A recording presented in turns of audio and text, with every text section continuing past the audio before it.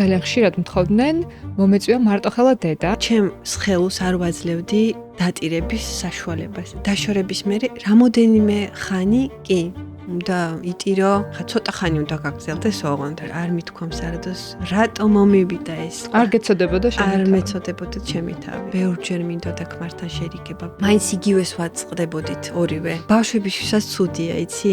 ყოველთვის მქონდა ამბიცია, რომ რაღაცა მეკეთებინა. უბრალოდ ჩემი თავი მქონდა დაკარგული. ჩემი ქმარი ჩემთვის იყო იმდენად იდეალური, ბევრად ჯობდა ჩემ თავს. აი ესე მქონდა როგორც ღმერთი. არასდროს არ წარმომედგინე, რომ მე მარტო შემეძლია რომ გავუმკლავდე რაღაც სირთულეებს, არ მწამდა ჩემი თავის. ზოგჯერ მადლიერიც ვარ ჩემი ყოფილი ქმრის, იცი რატო? ისეთი დაბრკოლებები შემექმნა მე ჩემ ცხოვრებაში და რომ გადავლახე მე გავძლიერდი. შენ რას ეტყოდი მარტოხელა დედებს? უნდა დაიწყო რაღაცისგან. არასდროს არ მიმუშავია, ჩემი თავის არ მჯერა, მე მყავს ორი შვილი.